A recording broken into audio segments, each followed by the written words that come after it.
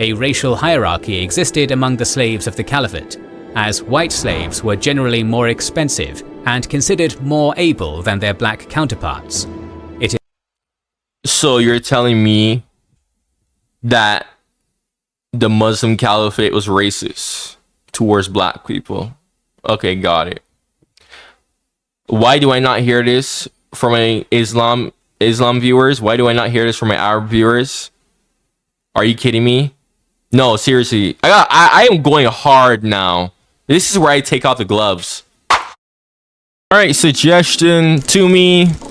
Largest slave rebellion in the Caliphate. Oh boy. Oh boy.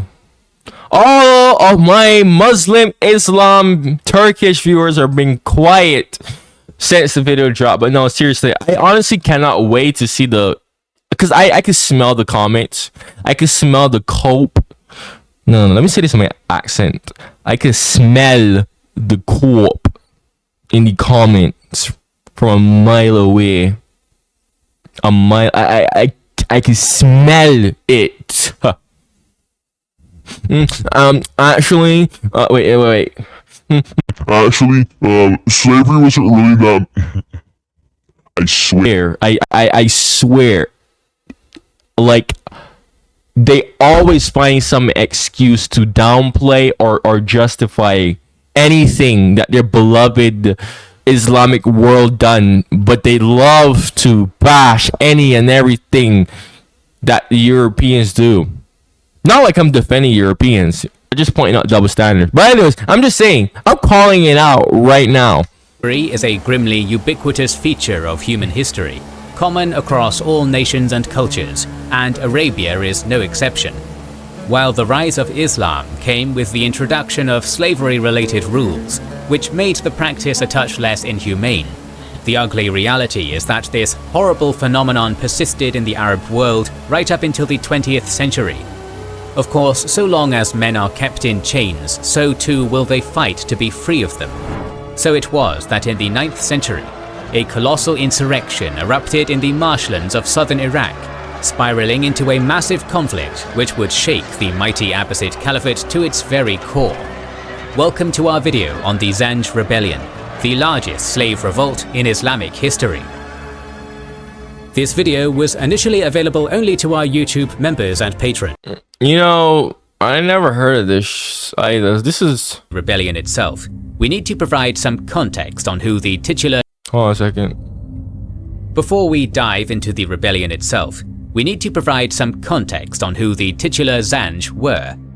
Traditionally, Zanj is considered to be an ethnic exonym referring to East African slaves of Bantu origin. However, the Zanj were likely not a specific ethnicity, but rather a generalized term coined by Arabs and Persians for many African linguistic and culture groups who lived on the east coast of the continent. Whatever the nomenclature, it is true that during the golden age of the Abbasid Caliphate, thousands of black slaves were imported from East Africa into Iraq to work in extremely brutal and inhospitable conditions. Generally, they were used to drain swamps and marshlands, clean salt flats by removing the salt crust, extract salt from seawater, and subsequently cultivate cotton and sugarcane on the lands they reclaimed. Whoa! That sounds familiar! Wait! You know why it sounds familiar? Because those were the same exact conditions that European slaves in the New World had to face. What a weird coincidence that of all the hundreds, literal hundreds, probably thousands of comments that I've gotten at this point, so many Islamic people, not one person mentioned this to me. Well, one person did mention this to me. Good on you. I don't even think he was he Muslim? I think he was that. Yeah, I think he was Muslim actually. But good on you for recommending me this video. It's funny because I'll get like comments literally every day talking about like this guy is tasting that to hit European colonial masters. Like, I usually get that from like Muslims or like Turkish people, and it's funny how they just completely ignore this. Like, seriously, yeah, it's very, very, very, very, very funny. You know what I should do? You know what I should do? You know what I should? I'm probably gonna do this just for funs. I'm probably gonna drop a video and do an ancestry DNA test just for funs. I show my DNA. I know what the results will most likely be anyways, but just for funs, I would do that. Seriously. On top of the backbreaking And plus, I mean, free views. labor they were forced to do, the Zanj also lived in miserable conditions. Often living in camps of 500 to 5,000, they sheltered in small huts made of reeds and palm leaves, situated amidst the marshlands they worked in, which were breeding grounds for malaria-carrying mosquitoes. As one might expect. Wow. Wow. You know, it's funny because I've had so many comments from people who are Muslim telling me Islam banned slavery. Islam, but the Quran banned slavery, bro. The Quran banned slavery, bro. but like no one never brought this up. No one never brought. Look, you want to know something? I'm gonna be so honest, right? Like, I read comments, and I hear everyone out, and there's a lot of comments where I'll read it and I'll just like roll my eyes. I'll be like, yeah, no, press X to doubt. And that was one of the things where I read and I like 100% knew certain like no, like just because the Quran said that slavery was forbidden, like I knew 100% that was hardly enforced. Like no, I knew there was 100% hypocrisy going on there. So look, let me say something, right? Let me say something, right? If you're gonna go in my comments and try to like bash me because I am a person who is proud of his heritage, go to your fellow Muslim or nationality or whatever. Why don't you go and bash them for being proud to be Muslim, right? Whose ancestors were these types of slaves before you come on other people's stuff. You people are so brainwashed by propaganda. It's not even a joke anymore. Like it's not even a joke. Like a lot of you people in my comments are like literal bots at this point. I'm not even surprised. It is what it is. The Zanj slave's diet was as meagre as his accommodations, as he was made to subsist only on a small amount of flour, semolina, and dates.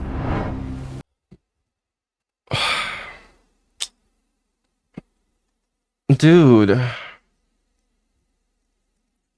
slavery in Barbados was not this bad.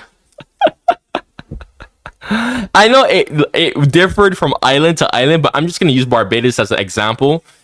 No, first of all, slaves weren't crammed. They weren't crammed like what he described in camps. Slaves actually kind of had their own property. Granted, the land would usually be kind of bad.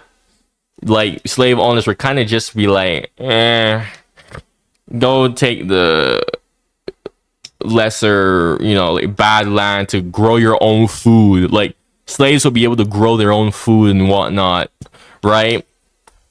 Not only that, when I was watching a documentary from the official government of Barbados, which is my country, they literally talked about how slaves were allowed to go into the city, which my home city, Bridgetown. Keep in mind, Barbados is a small island, so Bridgetown was like the main city for all that stuff, right? Like selling goods and trade, blah blah blah.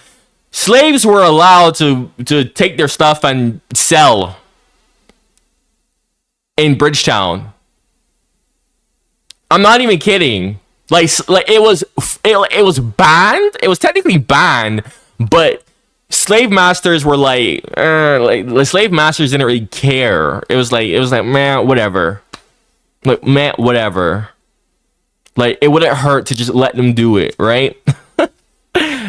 this is literally worse. Like, we're 3 minutes in the video. Immediately, this is horrible. Like, the conditions of slaves in Barbados were bad too. But a lot of that was due to the fact that back then, the Caribbean was extremely inhospitable. It was not good for white people either. If you watch my Nelson reaction, I even talked about when Lord Nelson went to Barbados. He himself literally described how, like, the environment was horrid. There's a wonderful video on YouTube titled "Why Being Stationed in the Caribbean Was a British Soldier's Worst Nightmare." And it basically talks about what I'm saying right now. The Caribbean was not what it is today. Even now, like, down there, it would get so humid and hot. Not even kidding. So a lot of that kind of made slaves' conditions worse. But white people were low-key suffering from the same problems as well. Just pointing that out. But we're 3 minutes into the video. But let's continue, shall we? By and large, these harsh living and working conditions created a sense of solidarity among the slaves working in southern Iraq, uniting peoples of different ethnic, linguistic, and religious origins under the ignoble burden of their shared chains. This paved the way for organized resistance. In 689 and 694, the Zanj slaves revolted against their masters. Sources from this era are scant about these rebellions, but the fact they occurred at all proved that southern Iraq was a breeding ground for future slave rebellions. The rebellions of the 7th century were but preludes to a much larger and deadlier revolt, which began 2 centuries later in 869. At the time, the Abbasid Caliphate was slowly disintegrating. Its Iberian possessions had been usurped by a prince of their traditional dynastic rival, the Umayyads. Moreover, the Idrisid dynasty had overthrown caliphal rule in Morocco in the late 8th century, while the Aghlabid dynasty ended Abbasid rule in North Africa in the early 9th century. To compound matters, independent states were also forming on the eastern frontier of the Caliphate in Persia and Central Asia. Other crises, such as the Decade of Anarchy in Samarra, civil wars in the heart of the empire, the killing of the Caliph al-Mu'taz, the secession of Egypt under the Tulunid dynasty, and the expansion of the Saffarids in Persia all contributed to the perfect storm which led to ideal conditions for a slave rebellion in southern Iraq. Indeed, the treatment of the Zanj slaves had not improved since the rebellions of the 7th century. More and more slaves were being imported from East Africa to work in harsh conditions in southern Iraq, which only exacerbated the existing grievances. It is here at this critical junction that a man named Ali ibn Muhammad enters onto the scene. Some portray him as the hero of the enslaved, while others see him only as an opportunist who saw the unrest in Iraq as a perfect environment to gain more political capital. Whatever his motivations, Ali ibn Muhammad was nonetheless the critical catalyst of the Zanj rebellion. So before we dive into the rebellion proper, let us first examine the backstory of the man who would ignite it. Ali ibn Muhammad's origins are unclear. He himself asserted that he was born to the lineage of Ali ibn Abi Talib, who in Shia Islam is considered the rightful successor to the Prophet for the seat of the Caliphate. Other sources, however, have argued that he was of Persian origin. In any case, Ali ibn Muhammad first became significant in 863 when he moved to Bahrain, one of the most important Shiite centers in the Caliphate. This is where he claimed to be related to Imam Ali, and as a result, he quickly became popular among the local tribes and the general population. At one point, they started revering Ali ibn Muhammad as a prophet and king, and taxes started being collected in his name. This attempt for political glory failed when the Abbasids took notice of Ali's antics and defeated an army of his supporters in battle. As a result, Ali lost his credibility in Bahrain and fled to Basra in southern Iraq with his closest followers. There, he intended to capitalize on the ongoing struggle of 2 clans in the city by winning the support of one of the groups, while attempting to rebuild his religious following by personally preaching a sermon at the main mosque of Basra, which was obviously seen as rabble-rousing by the local authorities, who put him and his companions under arrest. Ali ibn Muhammad was imprisoned in Wasit, but he was able to flee and made his way to Baghdad with his loyal associate, a black freeman named Suleiman ibn Jami. There they started recruiting the local slaves to his cause. One of these slaves was an African, Rayhan ibn Salih, who was something of a foreman, in charge of his master's other slaves, who were based in Basra. Perhaps seeing the slaves of Basra as his path to power, Ali promised to make Rayhan his commander in a fight to win justice for the Zanj slaves. It is said that the next day, Rayhan returned with another slave named Rafiq, who brought with him a banner saying, "God has purchased the souls of believers and their property, for they have attained to paradise fighting in the way of God."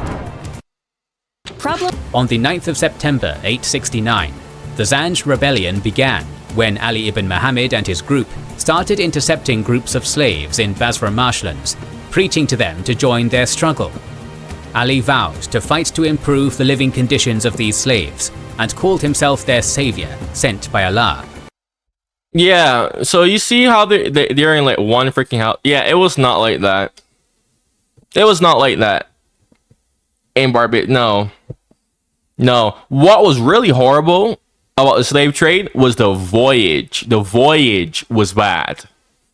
That was bad. Those slave ships were disgustingly bad. But like after they were, if they survived, 75% survived, 25% died on the voyage. But after they were like on the actual island itself, no, they were usually given and I know this because this tradition it's like embedded in Barbadian culture now, right? You can still kind of see these houses.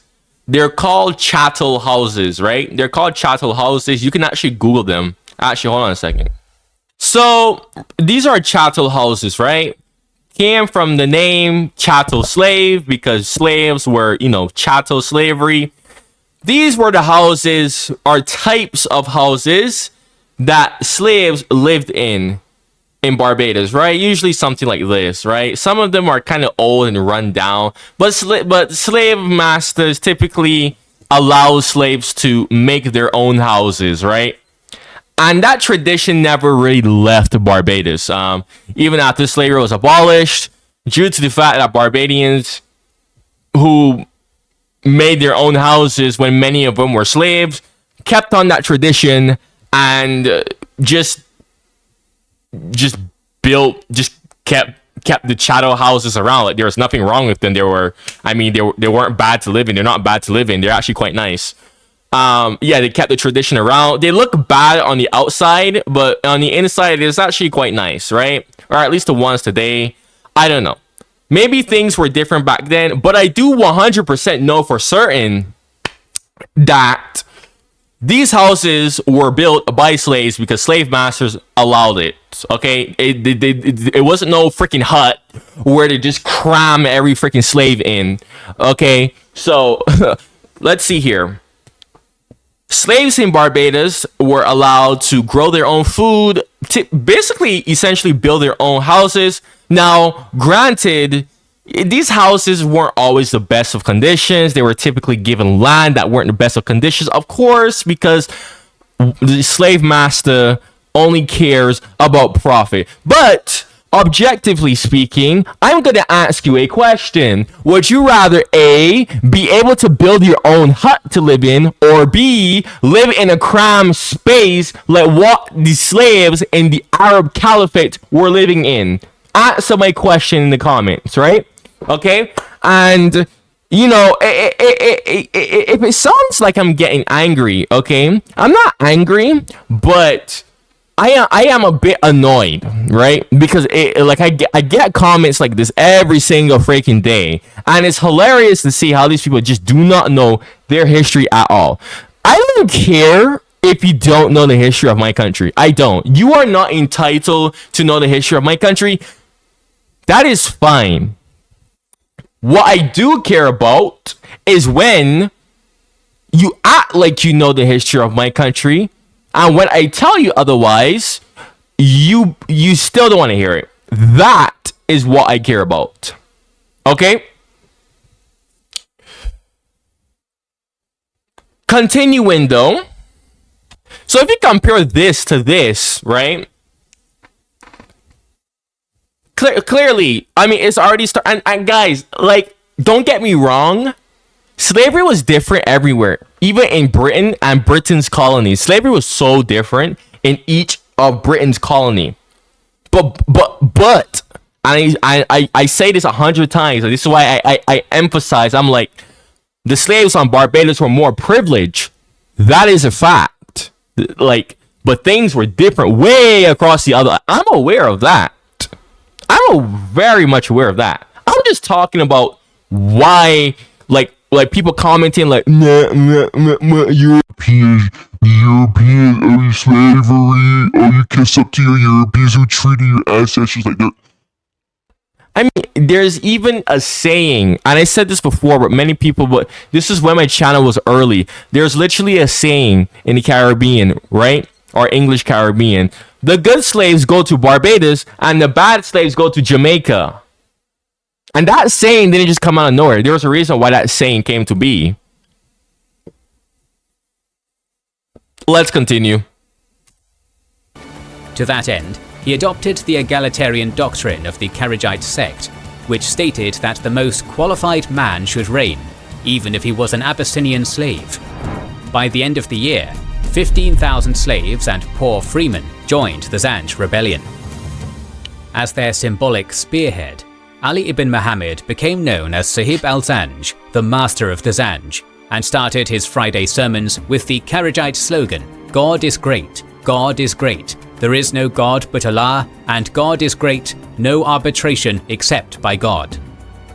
During his sermons, he pledged to improve the social standing of the Zanj slaves and promised them wealth and slaves of their own. This demonstrates that the goal of Ali and the Zanj rebellion was not to abolish slavery entirely, but rather to improve the conditions of the specific slaves serving under him. Initially, the Abbasids did not pay much attention to the Zanj rebellion, mired as they were in many other aforementioned crises of the time. This allowed the Zanj to score some important early victories, despite an apparent lack in proper arms and armor. It is said that in one of the first major battles between the rebels and Caliphate forces, one of the Zanj rebels charged into battle with nothing but a plate, demonstrating both the resoluteness of the rebels and their poor equipment. Nevertheless, early victories against smaller imperial units allowed the Zanj to gain supplies of weapons, boats, horses and food.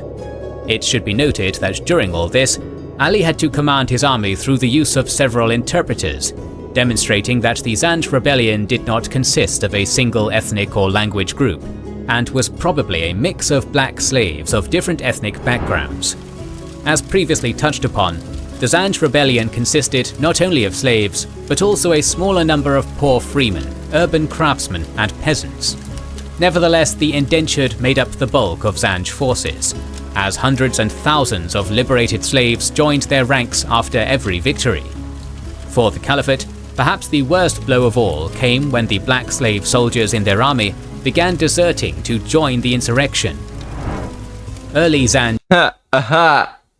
Oh, dude. Yeah, it was the complete opposite. It was the complete opposite, right?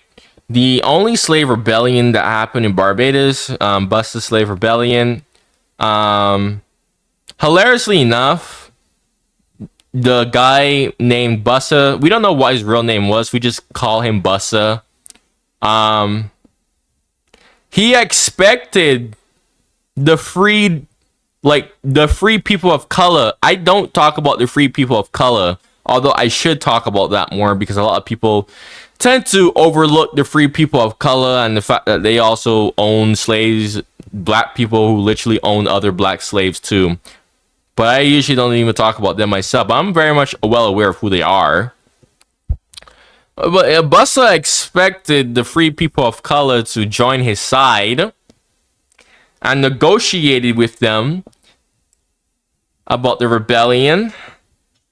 And when push came to shove and it was almost time to rebel, yeah, they completely betrayed him. This is actually why the rebellion mostly failed. They betrayed him and they immediately went to the British garrison and told them what was soon to come. Not only that, even worse, but the slave soldiers that I talked about before, I talked about the fact that Britain had slave soldiers that they bought, known as the British West Indies Regiment, British West Indian Regiment, not to be confused with the one that fought in World War One and World War Two. Yeah, they didn't switch sides either. In fact, they actively suppressed the rebellion, despite the fact that they were also slaves themselves. Yeah, they didn't bother switching sides. So that was yeah, it was a complete opposite here. And the thing was, like, the reasons why they rebelled were kind of starkly different. Like, the reason why, and I said this before, is the slaves thought that they would have been freed. They heard a rumor that Britain was going to abolish slavery soon, which turned out to be false, and it just like made them angry, and they just decided to just rebel to force Britain to push for abolition sooner. So victories were possible due to a number of factors. Firstly, the Zanj knew the marshlands very well, and this familiarity created an important advantage against the Caliphate armies. Secondly, the Zanj were aware of their own weaknesses, and preferred to use guerrilla warfare against smaller, more isolated units of Abbasid troops, instead of facing the Imperial army head-on. Third, despite their nature as a multi-ethnic group of irregular militias, the Zanj army was very disciplined, and used this advantage to maximum effect. Even Zanj women took part in some of the battles, mainly by helping their men run supplies, but sometimes also throwing bricks at the enemy. After a rush of initial successes, which saw the rebels take the ports of Uballa and Abadan, the Zanj turned their attention to an important city of the region, Basra. However, their initial attempt to take this bastion failed, so instead, they decided to build their own capital city on a dry plain southeast of Basra, calling it Al-Muqta, the Elect City. Al-Muqta was built to be an impregnable citadel. It was surrounded by several, the largest of which was divided by 2 bridges, and was enclosed by a large iron chain and 2 large barriers. what the heck? Catapults protected the city, which consisted of clusters of buildings built out of bricks and palm leaves, the largest of which were Ali's palace, a mosque, a prison, and several markets in the city centre. Only 2 years after the start of their rebellion, the Zanj started to mint their own currency. What? A slave city being built from scratch? That is awesome. That is the coolest thing that I've heard all day. Which was used for trade with Bedouin merchants. That is cool. Upon whom the rebels heavily depended for food and other crucial provisions. Not content with their improvised but surprisingly sophisticated capital, the Zanj rebellion marched on in 871, when it finally took Basra in September of that year. The capture of the city resulted in an indiscriminate massacre of its inhabitants. The Arab historian Al-Masudi claims that the Zanj left 300,000 corpses in their wake, but that number was probably exaggerated. In any case, the Zanj continued causing... So why is an Arab historian trying to over-exaggerate and gaslight how many people died in Basra? Why would they do that again? Why would they try to make the slaves look bad? Just pointing that out. Like, why? Don't get me wrong, massacring is wrong, but still, trying to exaggerate, really? I gotta call that out as is. I'm looking at you, to all my Arab viewers and Muslim viewers. You think that's okay? Asking the real questions here, folks. Problems. Because again, remember, these are the same people who would love to go and call any and everything that Europeans do. Any and everything. Case in point, few videos ago, I said, You know, I never really noticed in wars that Europeans don't really like go and take slaves and like capture people and send them off into like slavery in like early modern times. And I say, if you know any example of that, and this is honestly my fault for the way how I phrased it, because what I was thinking of Europe as a whole compared to the Arab world slash Islamic world, right? Because the Islamic world was doing that in droves, like all across in the early, even in early modern history. Europe wasn't really doing that. I know Portugal and Spain were like the main ones doing that, but they're not most of Europe now, are they? That's the thing. I had people in my comments like, but Portugal and Spain. even though I literally knew about Portugal and Spain. I literally said in so many of my videos, I was like, yo, Spain and Portugal were like the worst colonial empires. Because I remember I was talking about how France was probably like the worst colonial empire. And I was like, wait, no, scratch that. It was probably Portugal and the Spanish Empire.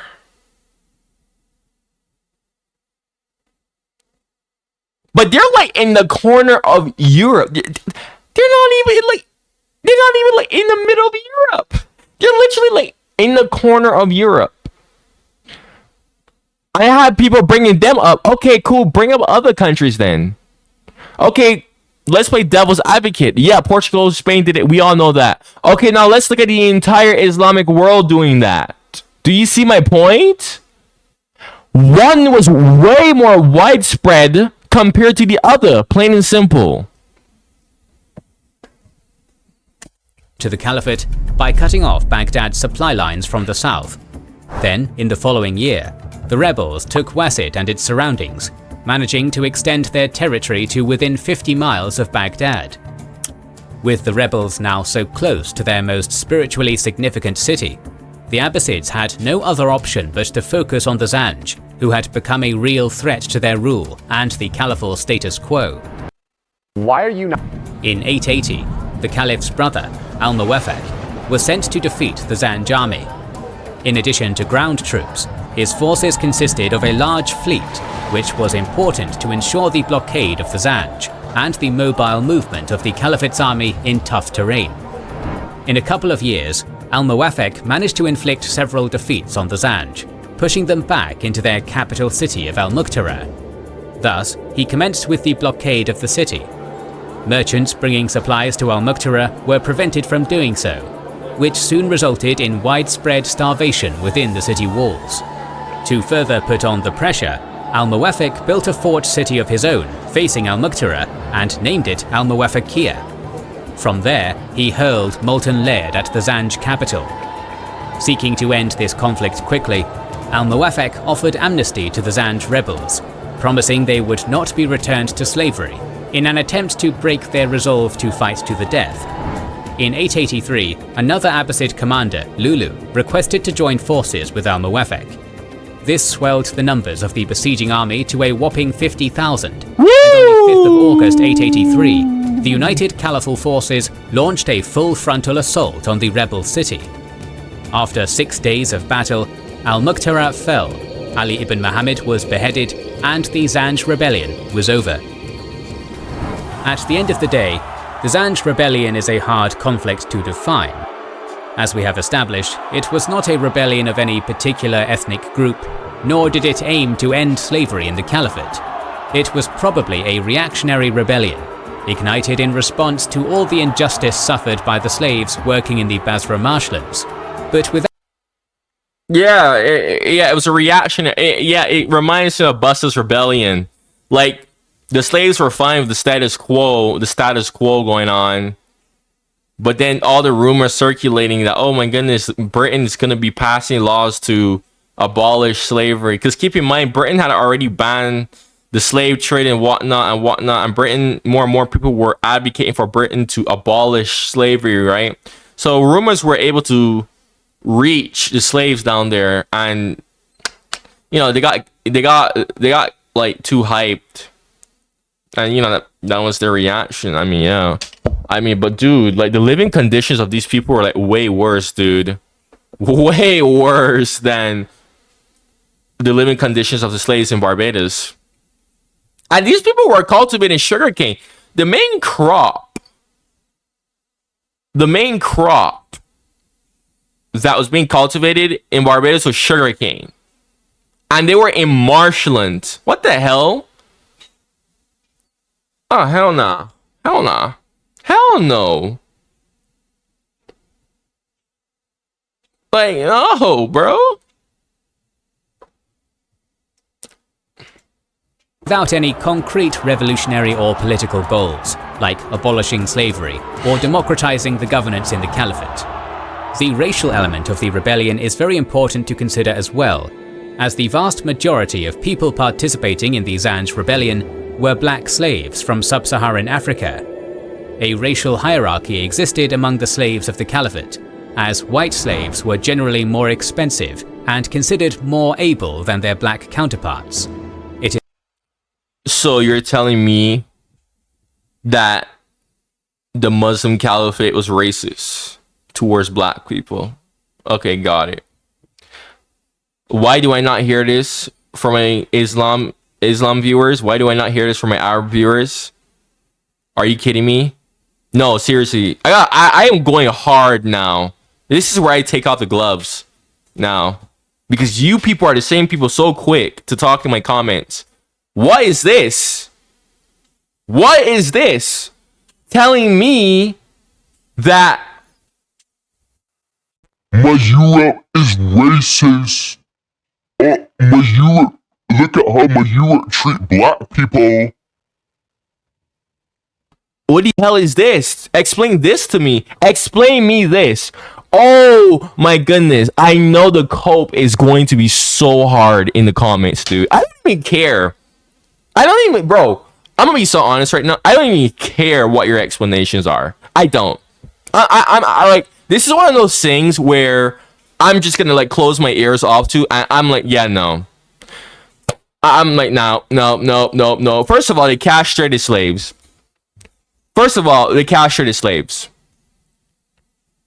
The Islamic slave trade, slaves were castrated. Slaves in the transatlantic trade were not castrated. Some cases, yes, but it was not widespread, bro. Right? Then they're also racist. So it's equal. Then, if you compare slavery in Barbados to that which I did, it turned out that slavery was better in Barbados than this shit. So I genuinely, bro, like seriously, I genuinely want to hear what your culp is going to be. Because we have thousands of Afro descent Muslims who are proud to be Muslim, who are proud to be whatever Arab nationality or Middle Eastern nationality that they are today. But you want to come in my comments, right? You want to come in my comments and talk a lot of horse shit because you're brainwashed by stupid propaganda. You're salty that your country got colonized by European powers. Want Crimea River. The Middle East got colonized. Crimea River. Cry about it.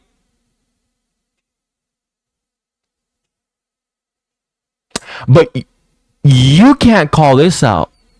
Oh, because that's all that it is. That I like, guys. This is why I said like you. I don't say my true thoughts in my reactions. I like hide some of my true thoughts. I keep that to myself. But this is a piece of it.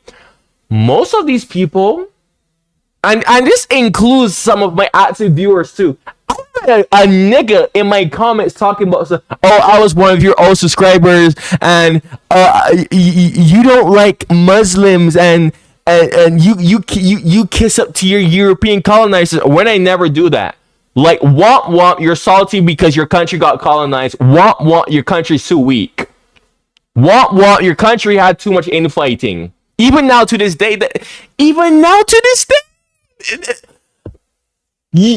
Arab world can't even unite into one country because selfishness and people have their own desires and a whole other things. So much problems that I could list out. So much problems, bro.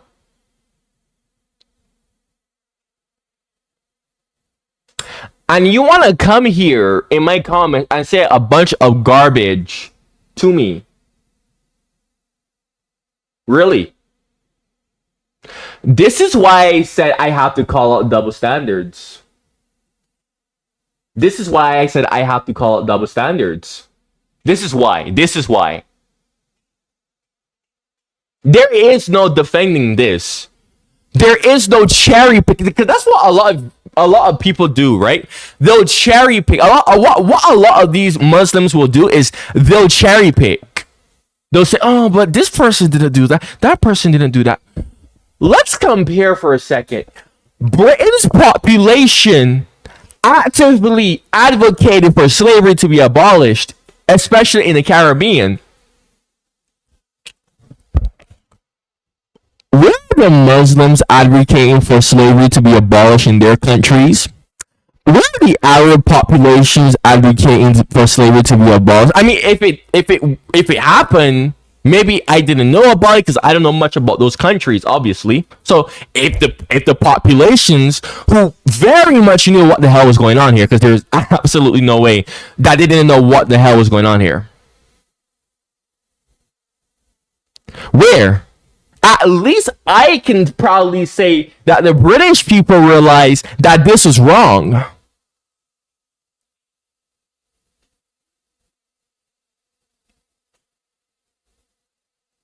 Meanwhile, kings and generals over here is saying slavery lasted in the Islamic world for up to the 20th century. Now, I'm going to play devil's advocate here and say, because I brought this up before, Britain did still do slavery anyways. Indentured servitude, which wasn't chattel slavery, but it was just another form of slavery. I will play devil's advocate, but that's not what my point is. That's not what my point. I'm not denying anything Britain is doing. What my point is you people want to ignore the no. I gotta say as if you people want to ignore the shit that your countries did. And you want to say a whole bunch of nonsense in my comments. There's no other way to put it. You have no room to speak. You have zero room to speak. Zero. At least Britain went on a crusade to stop the slave trade eventually. You ever heard of the saying, "It's better late than never"?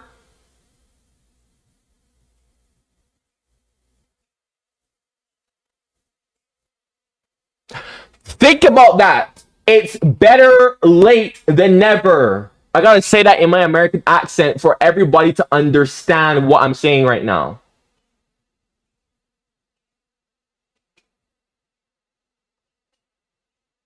And if you don't understand what it means, because a lot of you people are very slow in my comments. A lot of you people, like, not everybody, but a lot of people tend to be slow in my comments.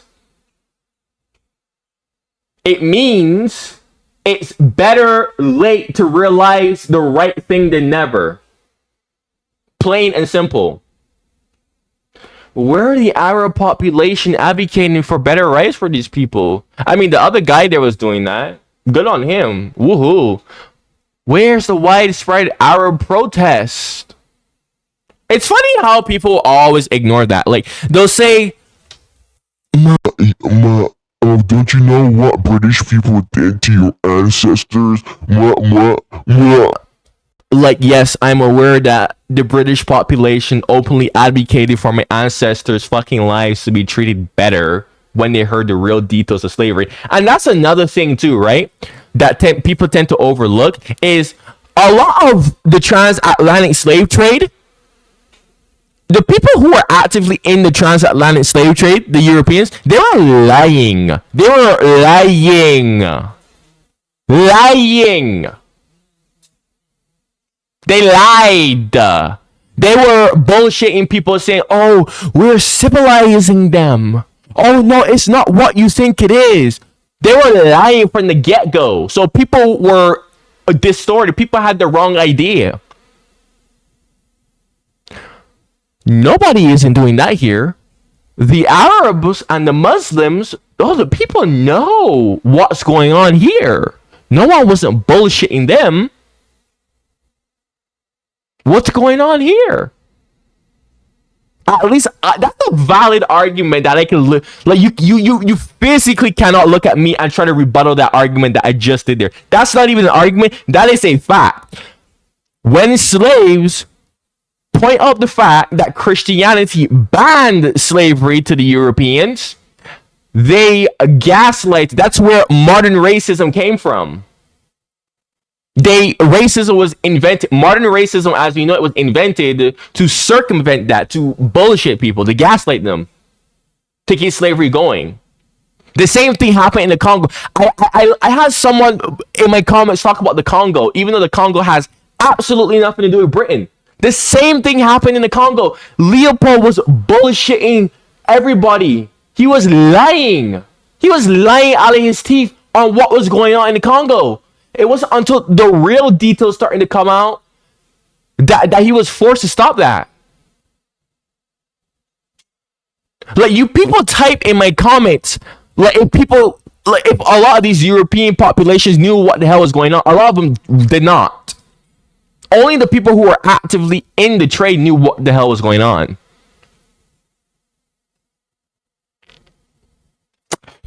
Do I make myself clear?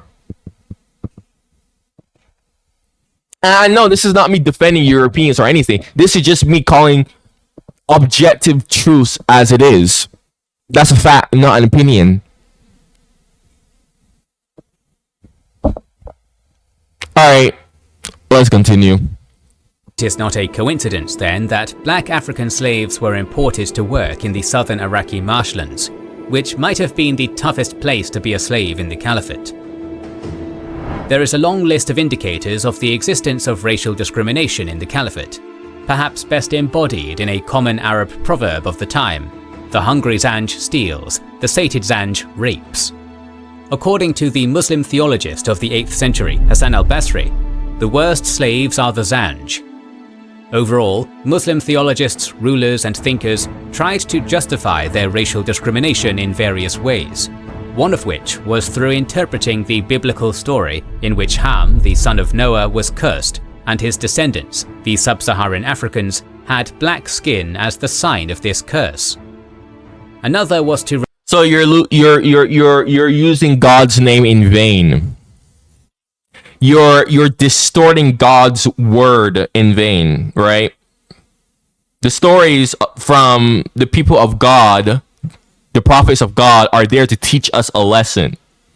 This goes back to what I was saying in one of my Islamic reactions, where I was saying people misinterpret what it means when God says don't use his name in vain, right?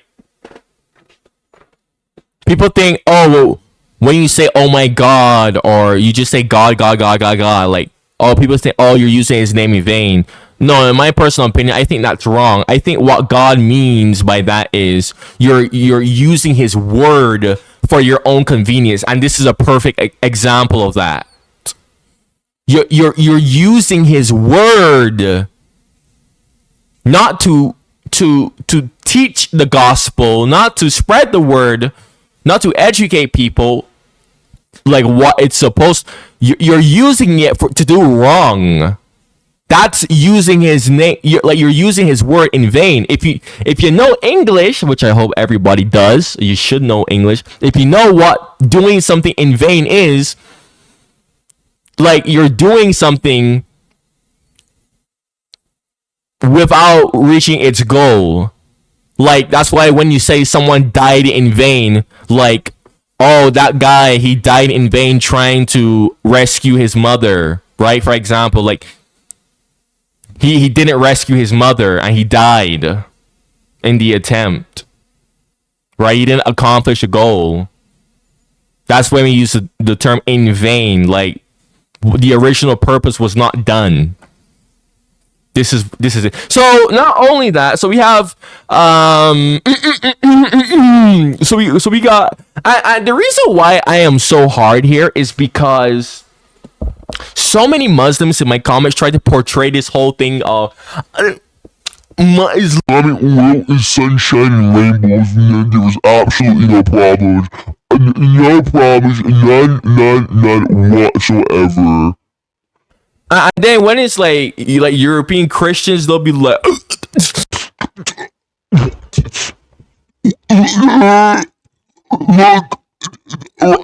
Look, they call themselves Christian, but look how they treat those people. Look how racist they are. Clearly, Islam is superior.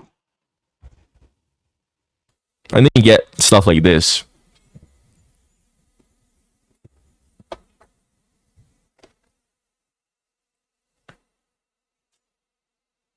Like, really? Really? Honestly, shaking my head right now. Not surprised, but I'm shaking my head right now. Let's continue. Rely on the Aristotelian assertion that slaves were slaves by nature. Undoubtedly, such blatant discrimination played a major role in the rebellion. Seeing a constant influx of slaves with the same color as themselves definitely increased the sense of racial solidarity among the Zanj. Funny how I never see any Arabs or Muslim bringing that up.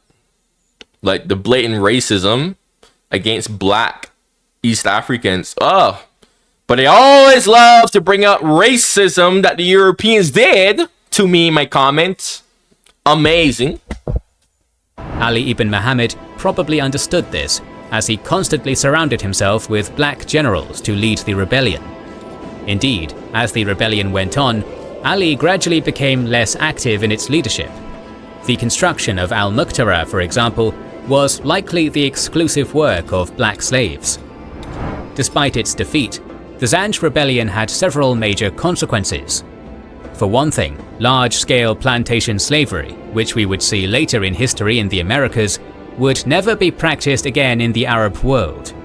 The effect the rebellion had on exacerbating the decline of the Abbasid regime cannot be understated either, as the agricultural lands of southern Iraq were devastated, leading to major decreases in food production and tax revenues for the throne. The decline of the Abbasid Caliphate only continued after this, which we're going to describe in our future episodes. More videos on Islamic history are on the way, so make sure you are subscribed and have pressed the bell button to see them. I want you to look at this cross. I want you to look at this cross. You want to know what this represents? It looks like a T, right? It looks like a T. You want to know what the T represents? The T on this cross represents truth. That's what the T in my eyes on the cross represents. I know it's supposed to represent Jesus dying, but that's how I view it. Represents the truth. So before I end the video here, let's do a quick recap on the condition of slavery here. I wanted to wait until the video ended. So 1, slaves in Barbados were allowed to build their own houses. 2, they were allowed to grow their own food. Compare that to the slaves in the Abbasid Caliphate, who were literally crammed in huts and shacks in deplorable spaces. Were basically given garbage foods. What else?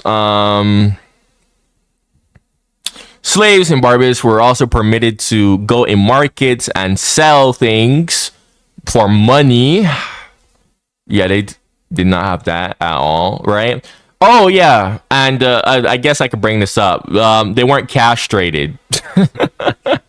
What else am I missing here? I know there's a few things. Am I missing something else here?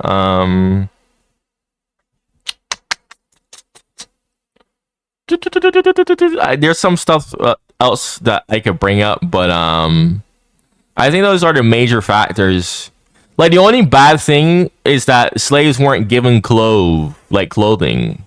They wore the same clothes, which is kind of gross in Barbados. More or less wore the same clothing.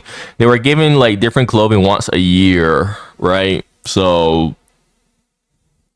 like that's that, but more or less the same thing here.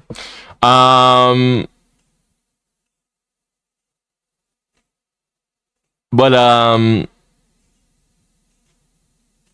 overall, clearly, just I don't really think I need to bring up any more like points. Like, anyways, if you're new to my channel, make sure you go subscribe. And if you have any suggestions to me, like this suggestion right here, what a brilliant suggestion! I should go put this on my channel front page. And newcomers from the Islamic world or Turkish world. I'm not trying to be racist or anything.